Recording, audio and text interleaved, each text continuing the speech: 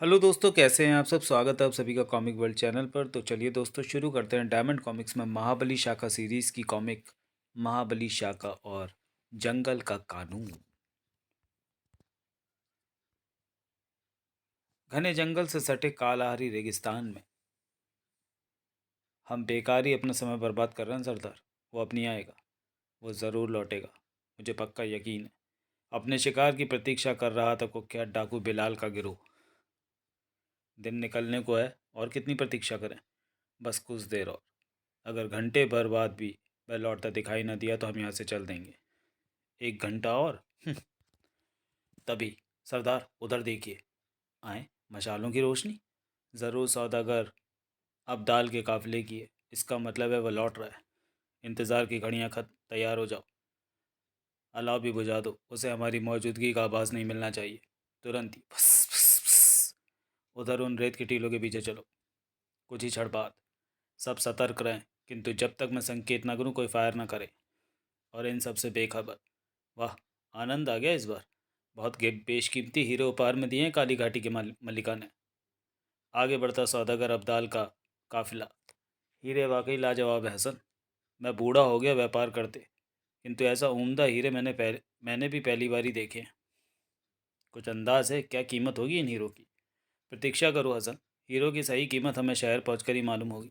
पर तभी ट्यों भाई आई गोली। रुको। तैयार। लुटेरे सो रहे हैं। जवाबी हमला करो। तुरंत ही रट रट रट रट रट रट रट रट, फिस, फिस, धाय। ये लगाया मैंने निशाना। ट्यों ट्यों धाय धाय ओ ऊ। सरदार, मोंटी की गोली लग गई। उनके पास स्वचालित हथियार है, हम मुकाबला नहीं कर सकते। पीछे हटो, फायर करते हुए। लुटेरे भाग रहे हैं, क्या हम उनका पीछा करें अब्बू? नहीं।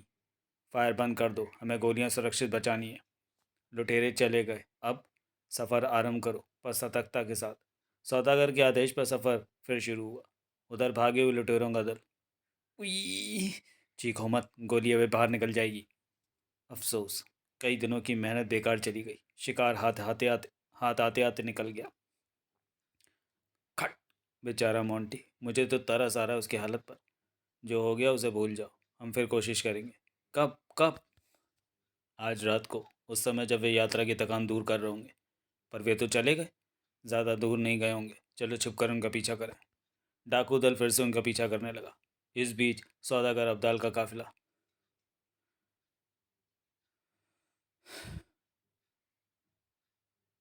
लोग पहुंच गए सुरक्षित इलाके में। अब उन लुटेरों को कोई भय नहीं।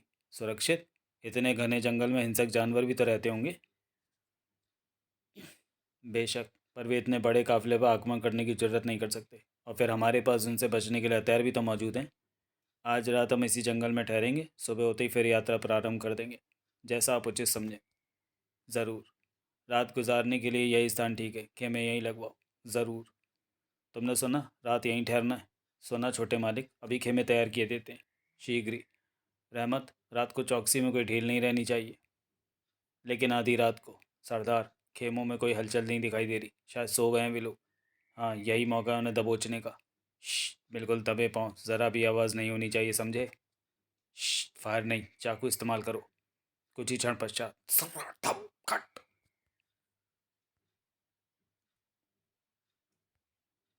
इसी बीच सौदागर के खेमे में। अभी सोए नहीं हसन? नींद नहीं आ रही अब्बू। समझा, तुम्हारे दिमाग में अभी भी मलिका इराती द्वारा दिए गए हीरे घूम रहे हैं। हाँ अब्बू। जंगल से निकलने के बाद अपना सबसे पहले काम इन हीरो को बेचना। फिर हमें जीवन भर धन की कमी नहीं रहेगी। जबकि जब पहली बार वह मलिका के पास आया था। वाह, अति सुंदर। ये शॉल भी तो देखिए मलिका, इसे मैं आप ही के लिए लाया हूँ, मिस्र से। अद्भुत। ये हैं कुछ नायाब जेवरात। सब आपके लिए।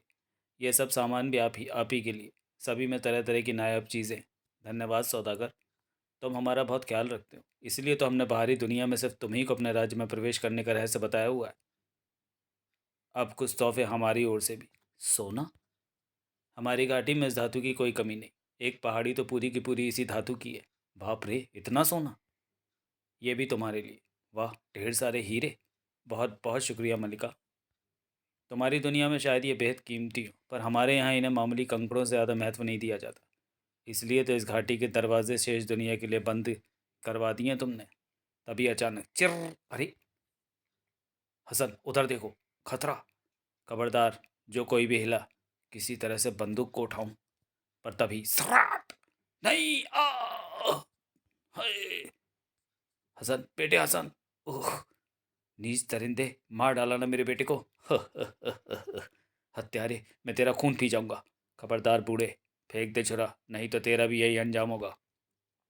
कुछ ही क्षण बाद, सरदार मैं कुछ मदद करूं? जरूर, मुश्किल कस दो इस बूढ़े की।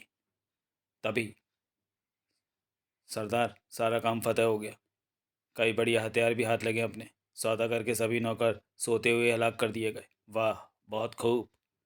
अब इस खेमे की तलाशी ले डालो, तब तक हम इस बूढ़े का हालचाल पूछ लें। डाकू खेमे की तलाशी के काम में जुट गए। ज़रूर। सौदागर अब्दाल, बताओ काली घाटी में प्रवेश करने का गुप्त रास्ता कहाँ है? तो ये बात है, मलिका इरादी के खजाने के चक्कर में है ये डाकू। बाहरी जगत के सिर्फ तुम ही इकलौते आदमी हो जो इस रहस्य को जानते हो। चुप रहने से काम नहीं चलेगा, बताना होगा ये रहस्य। नहीं, बेशक मार डालो, पर ये राज मैं हरगिज़ तो मैं नहीं बताऊंगा दरिंदो। तेरा तो बाप भी बताएगा बूढ़े। ठहरो मंसूर।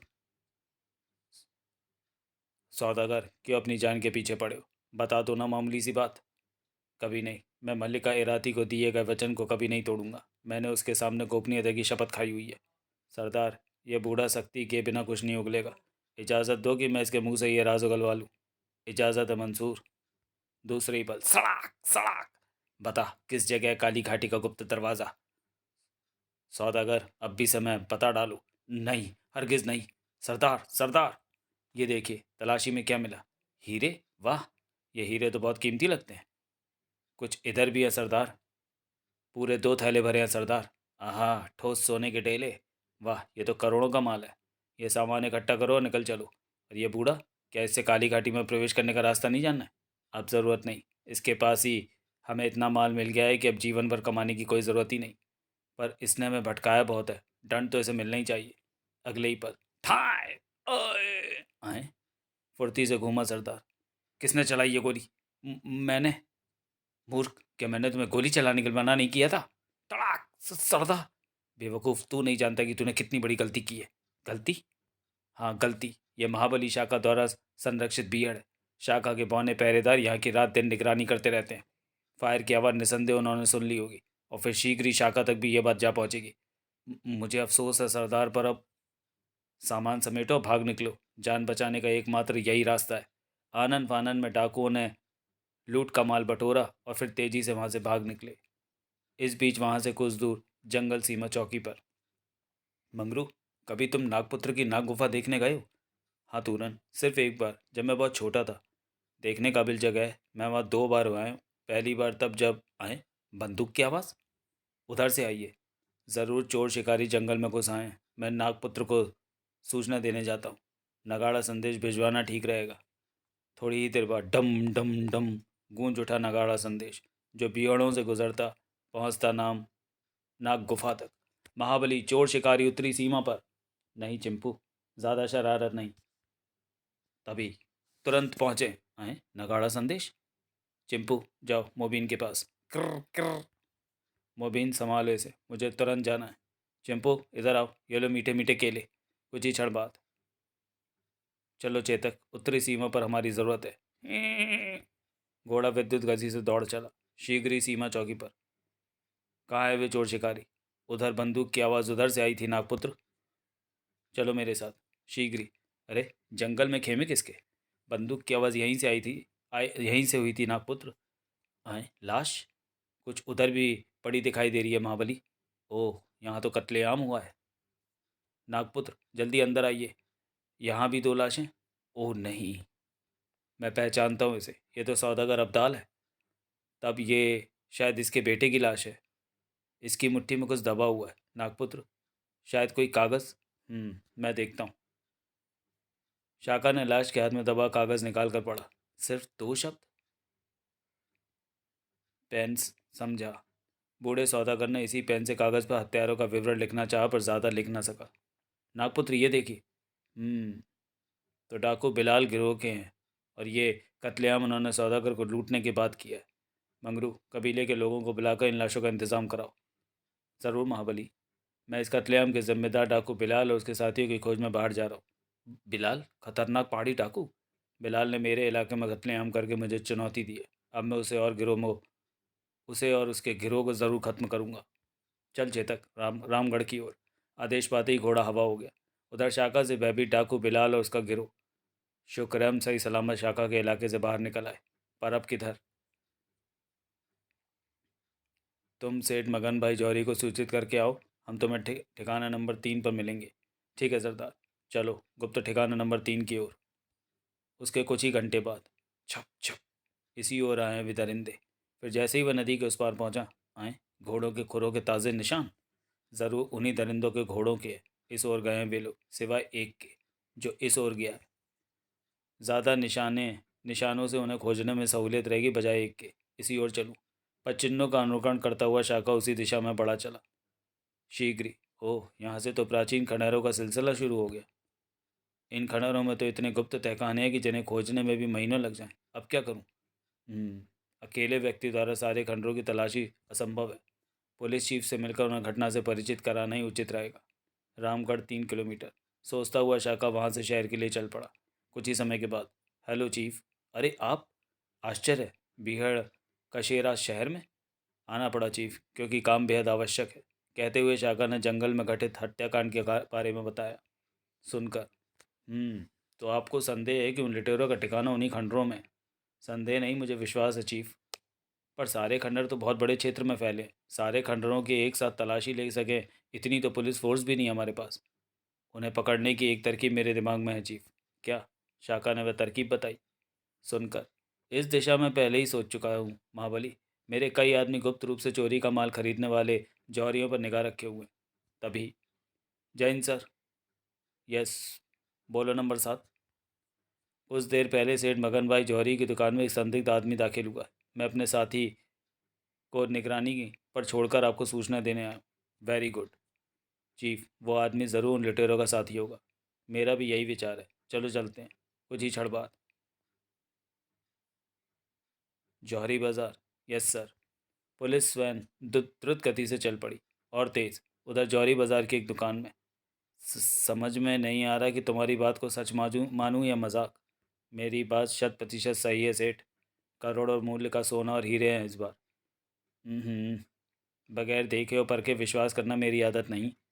सरदार जानता है ये बात, इसलिए मुझे भेजा है तुम्हें लेवाने के लिए।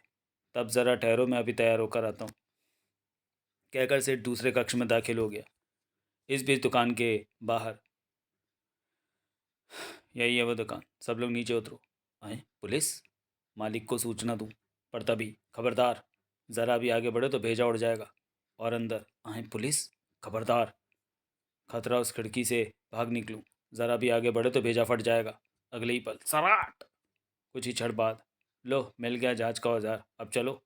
आए किधर चला गया मंसूर? मंसूर, कहाँ हो तुम? पर तभी, यही तो हमें भी मालूम करना है सेठ। पुलिस? बोलो कहाँ है वो डाकू? कौन डाकू? न जाने तुम किसकी बात कर रहे हो। दोबारा कोई बहाना बनाने की सोची तो थोबड़ा बिगाड़ दूंगा सेठ। ठाक बोलो किधर छुपाया उस डाकू को? मुझे नहीं। धड़ाक ओए! लातों के भूत बातों से थोड़ी ही मानते हैं सर। इससे मैं अब कबूलवाता हूँ। शाखा दुकान के पीछे सतर्क खड़ा था। तभी, आए खिड़की से कूदता आदमी। तो मेरा अनुमान सही निकला, ये वही डाकू है। शुक्र है पुलिस से बाल बाल बचा। अगले ही पल, सराट, धड़ाक ई! तुरंत ही, उठो और मेरे प्रश्नों का उत्तर दो। शाखा? तो पहचान गए? अब उंगली, अब उगलो। कहाँ है तुम्हारा सरदार और बाकी गिरोह? पर उत्तर देने के स्थान पर, अच्छा तो ये इरादे हैं? नहीं, भागने नहीं दूंगा हरामजादे। अगले ही पल उसके हाथ से छूटा रस्सी का एक फंदा। अब देखता हूँ तू कैसे मुक्त कर पाता है खुद को, जिसमें जकड़ गया मंसूर। तुझे जब तक घसीटता रहूंगा तब जब तक तेरा दम ना निकल जाए। ठहरो। तो तुम तैयार हो बताने को? हाँ, सरदार और गिरोह ठिकाना नंबर 3 में मौजूद है। ये ठिकाना कहाँ है? प्राचीन खंडहरों में। चलो ले चलो वहाँ। लेकिन ध्यान रहे, अगर बात झूठी निकली तो बहुत बुरी मौत मरोगे। दोस्तों, इस शानदार कामयाबी उपलक्ष्य में इस बीच अपने गुप्त ठिकाने पर मौज मस्ती मनाता डाकू दल। Hip hip hurray! सरदार, लूटे माल के दर्शन तो करा दो। ज़रूर ज़रूर, हमारी आंखें तरस रही हैं उन कीमती हीरो को देखने के लिए। अगले ही पल, वाह, अति सुंदर। सरदार, भला कितनी कीमत होगी सारे माल की? पता नहीं, सही कीमत तो मगन भाई जौहरी ही आकर बताएगा। मगन भाई? वो चोर, वो तो वहाँ बेईमान आदमी है। सही कहा, चीज़ की चौथाई कीमत भी तो नहीं चुकाता कमबख्त। भाई मैं तो अपने हिस्से का माल उसे नहीं बेचूंगा। मैं भी नहीं, हम में से कोई भी नहीं। खामोश। माल उसी को बेचा जाएगा और जो नकद पैसा मिलेगा उसी का बंटवारा होगा। माल का बंटवारा क्यों नहीं? मूर्ख, क्या खुले में माल बेचने पर हम पकड़े नहीं जाएंगे? मैं सहमत नहीं। तुम हमें जौहरी से मिलकर ठग लेना चाहते हो। उलाहना असहनीय था। सुनकर सुलग पड़ा दस्यु सरदार। तो तुम मुझे बेईमान समझते हो, क्यों? मैं नहीं। और तुम्हें बंटवारे में माल चाहिए? हाँ। अगले ही पल, धाएं धाएं, ये है तुम्हारा हिस्सा, धाएं धाएं। और तुम्हें भी तो चाहिए था अपना हिस्सा, ये लो। और किसी को भी चाहिए अपना हिस्सा? मैं नहीं। कान खोलकर सुन लो, मेरा फैसला अंतिम है। जिसने भी उसे मानने से इनकार किया उसे मिलेगी सिर्फ मौत। और उधर, इधर गिरोह आपस में ही उलझा हुआ था, उधर बाहर। बस यही है। यहाँ इस ऑफिस में? मूर्ख समझते हो? दम निकाल दूंगा यदि धोखा देने की कोशिश की तो। ग- अपने ठिकाने का सही पता बताओ, नहीं तो। रुको, मैंने सही पता बताया महाबली। हाथ खोल रहा हूँ तुम्हारे, चलो पहल करो। कुछ ही क्षण बाद, ठक ठक ठक, दरवाज़ा खुला है। अंदर आ जाओ, आगे बढ़ो, मैं तुम्हारे पीछे रहूँगा। हाँ हाँ। ओ मंसूर, आओ अंदर आ जाओ। कहाँ थे तुम? सरदार कई बार तुम्हारे बारे में पूछ चुका है। तभी, क्या मेरे बारे में उसने कुछ नहीं पूछा? कौन हो तुम? ये है जवाब था। भाग जाओ मुंजा, ये शाखा है। आंखें सुलग उठी शाखा की। ठाक। उफ, खतरा। कमीने, पास नहीं आया ना? सरदार को खबर करूं। आए, चोर रास्ता। खट। हरामजादे, भगा दिया ना उसे। अब तेरी खैर नहीं था। बता, बता कौन था ये आदमी? बताता हूँ।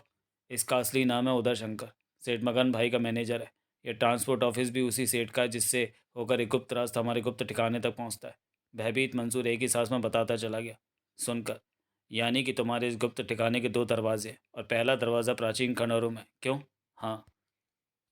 चलो निकलो बाहर, हम इसी क्षण प्राचीन खंडहरों में चलेंगे। कर्र। लेकिन जैसे ही वे बाहर निकले, ओ पुलिस! तुम सही वक्त पर पहुंचे चीफ। इस ऑफिस में एक गुप्त दरवाज़ा मालूम है हमें। सेठ मगन भाई ज़्यादा देर पुलिस के सामने खामोश नहीं रह सका। सब उगल दिया उसने। तब ठीक है, तुम धावा बोलो, मैं चला। अरे ठहरो, ये तो बताकर जाओ कि तुम जा कहाँ रहे हो। बाद में चीफ, तब तक के लिए विदा। कहता हुआ शाखा जल्दी से कूच कर गया। सहसा ही चीफ के मन में शाखा के प्रति सम्मान के गहरे भाव पैदा हुए। वो गया, बहुत ही दिलेर इंसान है, अपनी धुन का पक्का। पर दूसरे ही पर, अटेंशन, ऑपरेशन शुरू करो। आदेश पाते ही ट्रकों में बैठे सशस्त्र पुलिसमैनों ने उस क्षेत्र की घेराबंदी शुरू कर दी। उसके कई घंटे बाद प्राचीन खंडहरों में, उफ, बड़ी देर हो गई। अब तक तो उनमें से किसी न किसी को बाहर निकलना चाहिए था। बेसब्री से प्रतीक्षा कर रहा था शाका। कहीं पुलिस एक्शन विफल तो नहीं हो गया, या फिर कहीं पुलिस ने ही तो सभी डाकू नहीं मार डाले। पर आशंका गलत साबित हुई, क्योंकि तभी गुड़ गुड़ गुड़ गुड़, अरे, हिलने लगी चट्टान। इसका मतलब है बदला लेने का वक्त आ पहुंचा। चट्टान के अड़ते ही वाह, सही शिकार आया है। उफ, बड़ी मुश्किल से जान बची। ज़रा सी देर और हो जाती तो पुलिस वाले भून ही डालते। पर तभी उसकी निगाह पड़ी अपने साथी मंसूर पर। आए, मंसूर क्या? मंसूर, क्या तुम्हें भी पुलिस? जवाब मुझसे ले दरिंदे। बुरी तरह से चौंका तहसील सरदार। तो तुम? उत्तर में लहराया शाका का कोड़ा, सड़ाक। हाँ, मैं महाबली शाका। फिर तो जैसे बरसात ही शुरू हो गई कोड़ों की, सड़ाक सड़ाक। तेरा ही तो इंतजार कर रहा था दरिंदे। रोको, रोको, मेहरबानी करके इसे रोको, सड़ाक। शाका, मेरी तुम्हारी कोई दुश्मनी नहीं। बको, दुश्मनी तो तूने स्वयं पैदा किए लुटेरे। सौदागर अब्दाल के काफिले का सफाया करके। मारो, मत मारो, मत मारो शाका। गिड़गिड़ा उठा दस्यु सरदार। अच्छा, जिंदगी से इतना मोह? क्या भूल गया बूढ़े सौदागर का अंजाम? ठीक है, नहीं मारूंगा, पर जंगल के कानून का हिसाब तो देना ही पड़ेगा। तो तुम हमें कहाँ ले जा रहे हो? वहीं जहाँ तुम्हारी ज़रूरत है, पंटू कबीले में। शीघ्र ही पंटू कबीले में। सरदार मुबीरो, सौदागर के काफिले के हत्यारे मौजूद है। सज़ा निश्चित करो। उसी का इंतज़ाम शुरू हो रहा है देवपुत्र। किन्नू, ले चलो इन्हें सज़ा स्थल पर। अभी लो सरदार। और फिर हैया हा हा हैया। उठो देवपुत्र, आगे का दृश्य देखने काबिल है। कातिल लुटेरो, देखो उन गड्ढों को तुम्हारे ही लिए खोदे गए। या अल्लाह, ये तो हमें जीते जी दफन कर देना चाहते हैं। बुरी तरह लहूलुहान थे दोनों लुटेरे। नहीं। और वे रहे वो मटके जिनमें बंद है तुम्हारी मौत। जंगल का कानून है, मौत का बदला मौत। क्षमा, हमें क्षमा कर दो सरदार। पर सज़ा आरंभ हो। ज़रूर सरदार। कुछ ही क्षण पश्चात कैदियों, चखो ये मीठा शहद। ऐसा स्वादिष्ट शहद पहले कभी नहीं चखा होगा तुमने। अब मेरी बारी है। ये खोले मैंने हुंडों के मुंह। फिर जैसे ही हुंडे के मुंह खुले, निकली साक्षात मौत। इतनी खूनी, इतने खूनी चीटे। हो नहीं। जैसे ही खूनी चीटे उनकी ओर लपके, उबल पड़ी दोनों की चीखें, बचाओ बचाओ। हो आह, आह, आह। विदा दसियों, अब कुछ ही देर में तुम्हारे जिस्म के स्थान पर होंगे सिर्फ कंकाल। आओ सरदार, आज मेरा इंतकाम पूरा हो गया। दोनों दसियों को चीखता चिल्लाता छोड़ शाका वहाँ से लौट पड़ा। तो चलिए दोस्तों, वीडियो को यहीं समाप्त करते हुए मिलते हैं महाबली शाका सीरीज़ की किसी अगली कॉमिक्स में अगले वीडियो में। तब तक के लिए धन्यवाद।